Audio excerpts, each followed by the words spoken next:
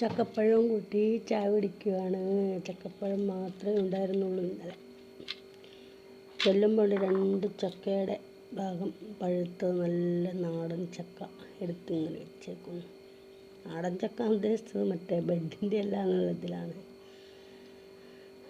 അങ്ങനെ ആ ചക്കയും കൂട്ടി ചായ കുടിച്ചാലോ എന്ന് വിചാരിച്ചിട്ട് ചക്ക ഇങ്ങനെ ഇരിഞ്ഞു വെക്കും. ഇരിഞ്ഞു വെച്ചാൽ ഇഷ്ടം പോലെ തിന്നാലും പറിച്ച് തിന്നത്തില്ല. ആ കൂടെ അടുപ്പിലൊരു പാല് വെച്ച്, എന്നാലും പാല് ചായ എല്ലാം കൂട്ടി. ഒന്നാമത് വരാൻ വൈകി, ഷോപ്പുള്ളതുകൊണ്ട് ഷോപ്പിലായിരുന്നു.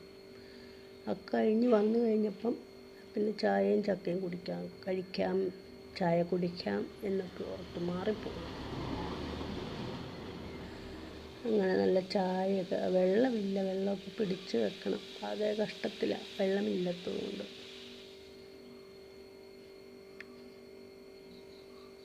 ചായ നല്ല തിളച്ച് വന്ന് ചായയും കുടിച്ച്, എന്നുവെച്ചാൽ തിണ്ണേ പോയിരുന്നൊരു ചായ കുടി.